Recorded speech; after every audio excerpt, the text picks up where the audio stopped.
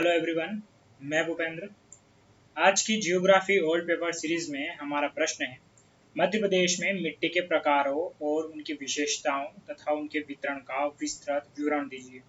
प्रश्न काफी हेवी है, जिसमें उसने मिट्टी के प्रकार, उनकी विशेषताएं और उनका वितरण सब पूछा है। यानी कि कुल मिला के ये कह लीजिए कि मध्य प्रदेश में मिट्टी पर निबंध लिखिए, उसी के समान 300 शब्दों में ये उत्तर लिखना है। यहाँ पर हम चर्चा करते हैं 300 और 200 शब्दों की। फिलहाल ये उत्तर मैंने 300 शब्दों में लिखा है। इस प्रश्न के उत्तर का पूरी समाप्ति के बाद ये भी बताऊंगा कि इसे 200 शब्दों में कैसे लिखा जा सकता है, यानी कि 15 और 11 मार्क पर। आप इसके अलावा भी और प्रश्न देखना चाहते हैं तो जियोग्राफी ओल्ड पेपर सीरीज की जो प्लेलिस्ट है उसमें पुराने सारे ओल्ड पेपर है वो उसका सोलो मैंने करवा रखा है। चलिए तो शुरुआत करते हैं हम यहाँ पर।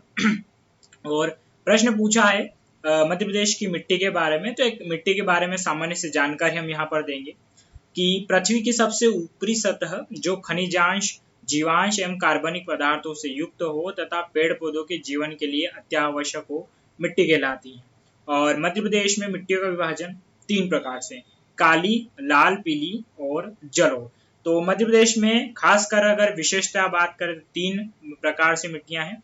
तो ये हमने मिट्टी क्या होती है वो बता दिया ऊपर, और मध्य प्रदेश में मिट्टियों का विभाजन हमने यहाँ पर डायग्राम के थ्रू बता दिया। अब यहाँ पर आगे की सुविधा की दृष्टि से इसके अन्य 2 भाग भी हैं, कछारी और मिश्रित मिट्टी। यानी कि पूरे मध्य प्रदेश में कुल 5 प्रकार की मिट्टियां हैं। तो मैं हमेशा कहता हूँ मैप आपको आना चाहिए बनाना इंडिया और एमपी का बेहतरीन तरीके से। तो यहाँ पर एमपी मैप में ऊपर वाला हिस्सा जलोढ़ और कछारी दोनों है। ये वाला क्षेत्र में मिश्रित काली मिट्टी का परसेंटेज बहुत ज्यादा है, और लाल पीली मिट्टी वाला क्षेत्र ये है। सो हमने यहाँ पर ये पूरी चर्चा करी मैप के माध्यम से मिट्टियों की। लेकिन वहां पर आपसे पूछा था कि मध्य प्रदेश की जो मिट्टियां हैं उनके प्रकार और उनकी विशेषता भी बतानी है आपको, कहाँ कहाँ पर फैली हुई। तो यहाँ पर अब हम क्या करेंगे कि एक एक मिट्टी को उठाएंगे, ठीक है, उत्तर के लिए, है ना। तो यहाँ पर हम एक एक मिट्टी को लिखते जाएंगे और उसकी विशेषता और वो कहाँ पर फैली हुई है वो बताते चलेंगे।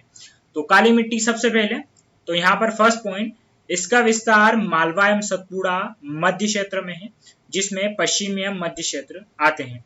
तो यहाँ पर कुल मिला के शुरुआत में हमने क्या बता दिया, जो काली मिट्टी है इसका विस्तार बता दिया कि मालवा पठार जो है वो और सतपुड़ा का मध्य क्षेत्र है वहां पर आते हैं, जो मध्य प्रदेश का पश्चिमी और मध्य क्षेत्र है। ये हमने क्या बताया इसके विस्तार के बारे में। आगे हम थोड़ी अब विशेषताओं की चर्चा करते चलेंगे। इसे रेगुर मृदा भी कहा जाता है जो लावा निर्मित है। तो जो सामान्य से जानकारी है वो हमें क्या करना है, लिखते चलना है। उसके बाद तीसरा पॉइंट कि इसमें चूने एवं लोहे की अधिकता के कारण इसका रंग काला है। तो ये भी एक इसकी विशेषता होगी, काली क्यों है मिट्टी, तो चूने और लोहे की अधिकता के कारण। चौथा है कि काली मिट्टी की प्रमुख विशेषता जल की कमी से इसमें दरारें आती तथा अधिकता से चिपचिपी हो जाती हैं। तो ये इसकी विशेषता क्या है कि जैसे इसमें जल की कमी होती है तो इसमें दरारें आना शुरू हो जाती हैं, और अधिकता से मिट्टी क्या हो जाती है, चिपचिपी हो जाती है। ओके, चलिए आगे हम यहाँ पर देखते हैं इसको। नेक्स्ट उसमें है कि इस मिट्टी में नमी संचय की विशेषता होती है, अर्थात कम वर्षा में भी क्या हो सकती है, यहाँ पर अच्छी सी पैदावार हो सकती है। तो ये भी क्या है यहाँ पर इस मिट्टी की विशेषता है। विस्तार या वितरण तो एक ही जगह होगा, वो एक लाइन में कंप्लीट हो सकता है। विशेषता है थोड़ी ज्यादा, तो ये हमने बता दिया कि नमी संचय ज्यादा करती हैं और कम वर्षा में भी अच्छी पैदावार दे सकती हैं। इसके अलावा कि फास्फोरस, ह्यूमस तथा जो चूना है एवं लोहे की अधिकता होती है। फास्फोरस और ह्यूमस की कमी और चूने एवं लोहे की क्या होती है, इस मिट्टी में अधिकता होती है। अब यहाँ पर जो 3 भाग बांटे हैं उनको इन शॉर्ट बताना है। तो काली मिट्टी के 3 भागों में बांटा गया है। पहला गहरी काली मिट्टी, तो ये कहाँ पर है, मालवा पठार और सतपुड़ा परिवेश क्षेत्र में। दूसरा है साधारण काली मिट्टी जो लगभग संपूर्ण मालवा में। और तीसरा छिछली काली मिट्टी जो सतपुड़ा के दक्षिण भाग यानी कि बैतूल, हरदा, छिंदवाड़ा में है। ओके, और अंत में हम लिखेंगे काली मिट्टी प्रमुखतः कपास उत्पादन के लिए प्रसिद्ध है।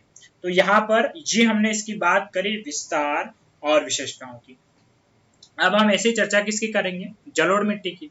तो जलोढ़ मिट्टी में ये कि इसका विस्तार उत्तरी मध्य प्रदेश के भिंड, मुरैना, शिवपुरी जिलों में है। ये विस्तार हमने बता दिया। दूसरा, इसका निर्माण नीस चट्टान एवं चंबल अपक्षेपण से हुआ।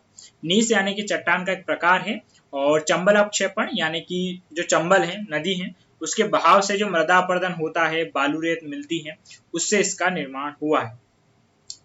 ठीक है। इसके बाद में तीसरा पॉइंट कि बालू मृत्तिका की अधिकता के कारण इसका अपरदन भी सर्वाधिक है। तो यहाँ पर वही कि बालू मिट्टी है, इस कारण से यहाँ पर मृदा अपरदन भी अधिक होता है, और इसी से ही जलोढ़ मिट्टी बनती भी है।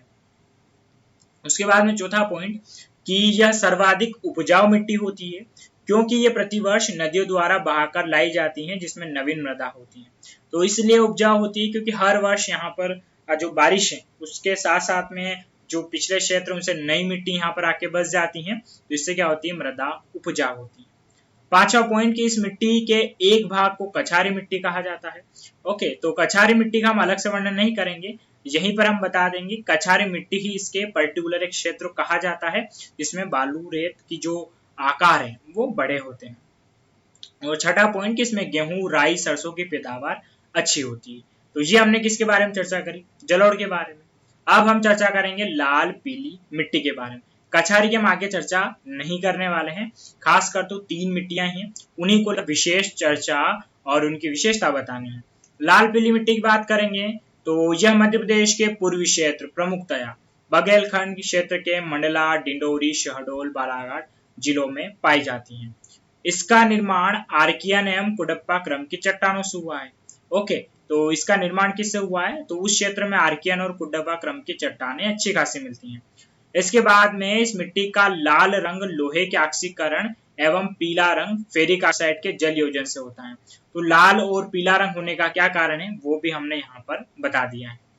उसके बाद में कि यह मिट्टी कम उपजा होती है, किंतु बाहरी उर्वरक से क्षमता बढ़ाकर चावल की खेती की जाती है। तो लाल पीली जो मिट्टी है वो इतनी उपजाऊ नहीं होती।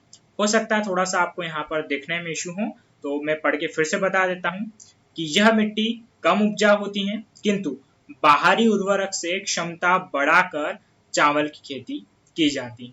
तो ये हमने किसके बारे में चर्चा करी, लाल पीली मिट्टी के बारे में।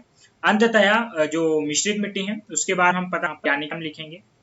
तो मिश्रित मिट्टी इसका विस्तार मध्य प्रदेश के उत्तर पूर्वी क्षेत्र में टीकमगढ़, छतरपुर, रीवा, सतना जिलों में है, और यह यहाँ पर ठीक एवं लाल पीली मिट्टी का मिश्रित रूप है। तो यहाँ पर ये है, ये जो मोटी होती है, ये थोड़ा सा दिखने में दिक्कत होगी आपको, तो यह मोटी एवं लाल मिट्टी का मिश्रित रूप है। ओके, तो मोटी काली की बात कर रहा हूँ, यहाँ पर थोड़ा सा हो सकता है आपको दिखने में इशू हो। और उसके बाद में अंतिम पॉइंट कि इस मिट्टी में प्रमुख रूप से मोटा अनाज एवं गेहूं, चावल की कृषि की जाती है। तो ये हमने यहाँ पर जो मध्य प्रदेश है, मध्य प्रदेश की संपूर्ण मिट्टियों के बारे में बहुत डिटेल से चर्चा करी। हो सकता है आपको इतना सारा बुक्स में भी ना मिले डेटा, इसी के लिए बहुत सारी जगह बुक्स से डेटा ढूंढ कर आपके लिए बहुत अच्छा उत्तर लिखा है, ताकि आपको इससे फायदा मिले। तो साथियों, आशा करता हूँ मैं आपको कि आपके लिए इस उत्तर में बेहतर मदद कर पाया हूँगा। अगर आपको ये पसंद आता है तो लाइक, कमेंट और अपने दोस्तों के साथ शेयर करना बिल्कुल ना भूलें। आप सभी का धन्यवाद।